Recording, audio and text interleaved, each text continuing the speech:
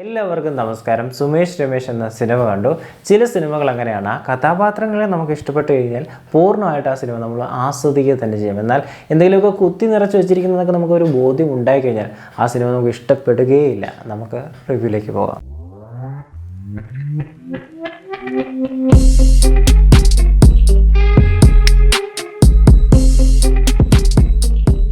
സിനിമയിൽ കുറച്ചും കൂടെ നന്നാക്കാമായിരുന്നു എന്ന് തോന്നിയിട്ടുള്ള ചില കാര്യങ്ങൾ ആദ്യം തന്നെ പറയാം. സിനിമയ്ക്ക് ഏതാണ്ട് 2.5 മണിക്കൂറോളം ദൈർഘ്യമുണ്ട്.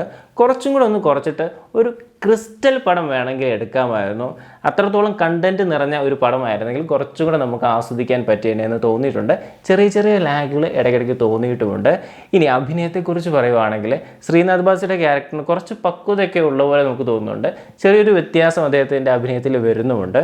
ഈ ബാലുവിൻ്റെ കഥാപാത്രം നോക്കുകയാണെങ്കിൽ അദ്ദേഹം പേടിയുള്ളപ്പോൾ കണ്ണുകളിങ്ങനെ ഉരുണ്ട് കാണിക്കുക, അതുപോലെ തന്നെ കള്ളത്തരം കാണിക്കുമ്പോഴും അതേ എക്സ്പ്രഷൻസ് കാണിക്കുക. മുമ്പുള്ള സിനിമകളിലും ഇതേ അഭിനയം നമ്മൾ കണ്ടിട്ടുള്ളതാണ്.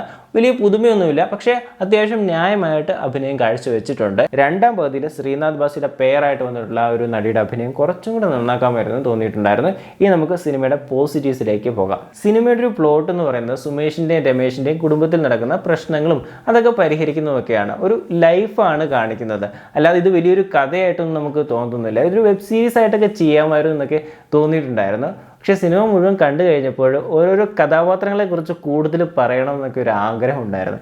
ഇതിൻ്റെ അകത്ത് നമ്മൾ സലീം കുമാറിൻ്റെ ആ ഒരു കഥാപാത്രം എടുത്തു കഴിഞ്ഞാൽ നമുക്ക് ഒട്ടും റിലേറ്റ് ചെയ്യാൻ പറ്റാത്ത ഒരാൾ തന്നെയാണ്. നമ്മൾ ഇങ്ങനത്തെ ഒരു കഥാപാത്രം റിയൽ ലൈഫിൽ കണ്ടിട്ടുണ്ടോ, ഇങ്ങനെ ഉണ്ടോ എന്നൊക്കെ വരെ നമ്മൾ ചിന്തിച്ചു പോകും. പക്ഷേ അദ്ദേഹത്തിൻ്റെ ഒരു എക്സ്പ്രഷൻ വെച്ചാണെങ്കിലും ടൈമിങ് വെച്ചാണെങ്കിലും അദ്ദേഹം എപ്പോൾ നമ്മൾ സ്ക്രീനിൽ കണ്ടു കഴിഞ്ഞാൽ ഒരു വെറൈറ്റി സാധനം ഇട്ടങ്ങ് തരും. നമുക്ക് ഭയങ്കരമായിട്ട് എൻജോയ് ചെയ്യാൻ പറ്റിയിട്ടുള്ള ഒരു അഭിനയമാണ് നമ്മുടെ സലീം കുമാറിൻ്റെ വന്നിട്ടുള്ളത്. ഇത്തരം വേഷങ്ങൾ കാണുമ്പോഴാണ് നമുക്ക് മമ്മൂട്ടി മോഹൻലാൽ എന്ത് ഇങ്ങനത്തെ വേഷങ്ങളൊന്നും വരാത്തതെന്നിങ്ങനെ ഒരു ചിന്ത വരുന്നത്. അവരിപ്പോഴും ആ ഒരു സൂപ്പർ സ്റ്റാർഡം വെച്ചുകൊണ്ടുള്ള നായക ആ ഒരു പദവിയിൽ നിൽക്കുന്നതല്ലാതെ ഇത്തരം വേഷങ്ങളൊക്കെ ചെയ്യട്ടെ, എന്ത് രസമായിരിക്കും നമുക്ക് കാണാൻ. ഈ സിനിമയിലെ ഏറ്റവും മികച്ച കഥാപാത്രം പ്രവീണയുടേത് തന്നെയാണ്. നമ്മൾ ഒരുപാട് കണ്ടു മറന്ന ഒരു അമ്മയാണ് അതിനകത്ത് കാണിക്കുന്നത്. കുടുംബത്തിന് വേണ്ടി ഒരുപാട് കഷ്ടപ്പെടുന്ന ഒരു അമ്മയെ നമുക്കവിടെ കാണാം. ഒരുപാട് റിലേറ്റ് ചെയ്യാൻ പറ്റുന്നുണ്ട്. അമ്മമാരുടെ പ്രശ്നങ്ങളും പ്രശ്നങ്ങൾ വരുമ്പോൾ സോൾവ് ചെയ്യുന്ന ആ ഒരു രീതിയും എന്തിനും ആശ്രയമായിട്ട് അവർ നമ്മുടെ ഫ്രണ്ടിൽ നിൽക്കുന്നതും നമ്മൾ മുഷിപ്പിച്ച് എന്തെങ്കിലുമൊക്കെ പറഞ്ഞു കഴിഞ്ഞാൽ പോലും അവരെ തിരിച്ച് സ്നേഹത്തോടെ നമ്മുടെ അടുത്ത് വന്ന് സംസാരിക്കുന്നതും ഒക്കെ നമുക്ക് വളരെയധികം റിലേറ്റ് ചെയ്യാൻ പറ്റും. എനിക്ക് തോന്നുന്നു ഒരുമാതിരിപ്പെട്ട എല്ലാവർക്കും ആ ഒരു അമ്മവേഷം റിലേറ്റ് ചെയ്യാൻ പറ്റുമെന്ന് തോന്നുന്നുണ്ട്. അതുപോലെ തന്നെ ചേട്ടൻ അനിയന്മാർ തമ്മിൽ വലിയ പ്രായ വ്യത്യാസം ഇല്ലെങ്കിൽ അവർ തമ്മിൽ ഉണ്ടാകുന്ന പ്രശ്നങ്ങളാണെങ്കിലും അതൊക്കെ വളരെയധികം രസമായിട്ട് തന്നെ ഈ ഒരു സിനിമയിൽ അണിയിച്ചൊരുക്കിയിട്ടുണ്ട്. ഭയങ്കര റിയാലിറ്റി നമുക്ക് കാണാൻ പറ്റുന്നുണ്ട്. നമുക്ക് ഒരുപാട് നമ്മുടെ ജീവിതം കാണിച്ച പോലെയൊക്കെ തോന്നുന്നുണ്ട്.